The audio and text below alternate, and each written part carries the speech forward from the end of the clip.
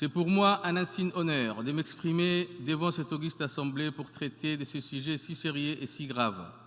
J'aimerais d'abord me joindre à vous tous et avoir une pensée émue pour toutes les victimes de ces fléaux qui se trouvent partout dans le monde. Nous sommes tous conscients des énormes ravages et des immenses pertes en vies humaines causées par le terrorisme à travers le monde et singulièrement en Afrique. Combien sont-ils ceux qui sont morts, qui sont handicapés à jamais, qui sont traumatisés, qui sont désespérés, ceux qui vivent en silence les morsures et blessures d'un ennemi qu'ils ne connaissent même pas. C'est un hommage à l'ensemble de ces victimes que nous sommes rassemblés ici aujourd'hui et comme l'a si bien dit le secrétaire général des Nations Unies, M. Antonio Guterres, faisons tout ce qui est en notre pouvoir pour que le sort des victimes du terrorisme ne tombe pas dans l'oubli. Pour y arriver, nous devons humblement accepter que le chemin à parcourir reste encore très long. Comme je l'ai déjà souligné lors de la conférence sur le même thème organisée à Doha en juin dernier, le niveau de prise en charge, la qualité de soutien apporté aux victimes du terrorisme, les devoirs de mémoire qui leur est consacré différents selon le pays. Si certains États africains disposent de lois spécifiques pour l'aide aux victimes du terrorisme, il y a lieu de reconnaître que leur application laisse souvent à désirer en raison de priorités et parfois de l'insuffisance des moyens. Ailleurs, au titre du devoir mémorial des musées, des monuments, des stèles sont dédiés aux victimes du terrorisme et leurs enfants considérés comme pupilles de l'État, alors que certains États de notre continent arrivent difficilement à remettre en état les biens collectifs détruits. C'est pourquoi nous lançons un appel pressant à plus de solidarité internationale, régionale et nationale. Permettez-moi de rendre hommage au Bureau de lutte contre le terrorisme des Nations Unies qui organise ce premier congrès mondial sur le terrorisme et ses victimes. C'est une occasion unique pour les États membres de joindre leurs efforts pour soutenir les victimes du terrorisme.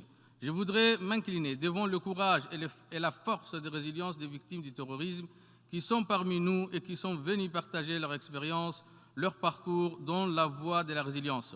Je salue également la contribution de la société doit apporter à ce travail. Nous aurons donc l'opportunité d'apprendre et d'échanger sur les meilleures pratiques des États et des organisations de la société civile sur les méthodes les mieux indiquées pour faire reculer les menaces liées à ce fléau et déraciner les causes profondes de ce mal absolu qui menace nos sociétés modernes, d'où l'idée de cette campagne qui raconte les histoires d'une série d'objets possédés par les victimes présentés dans l'exposition cinématographique ou photographique Mémoire et partage. Les souvenirs et les émotions de ces objets représentent pour leurs propriétaires. Ce moyen assez simple s'est avéré très puissant pour le public qui les rapproche ainsi des victimes et partage leurs ressentis et surtout leurs pertes. Cela les aide aussi à mieux comprendre l'importance de se souvenir et de rendre hommage aux victimes du terrorisme dans le monde. Mesdames et messieurs, le Congrès mondial a été pensé pour susciter un véritable dialogue et une interaction entre toutes les parties prenantes dont le but ultime est de sensibiliser aux droits et aux besoins des victimes du terrorisme, de plaider pour le respect et la protection de ce droit et de mieux répondre aux besoins des victimes sur la base de meilleures pratiques et normes internationales. Cette auguste assemblée a une responsabilité historique, celle de définir la conduite à tenir et penser à une approche centrée sur les victimes pour promouvoir et protéger les droits des victimes et répondre à leurs besoins. Ce congrès mondial a été préparé de manière à aborder le phénomène du terrorisme dans toutes ses acceptions.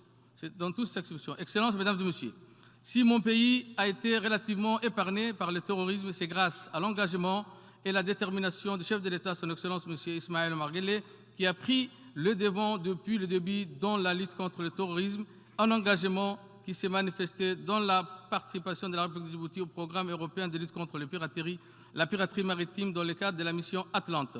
Je voudrais encore remercier les États participants, que les organisations de la société civile, les experts, les universitaires et les victimes elles-mêmes qui nous accompagnent pour définir les meilleures pratiques afin de défaire les penseurs du mal et les esprits qui veulent installer le chaos. J'aimerais souhaiter plein succès aux travaux de ce congrès. Je vous remercie de votre attention.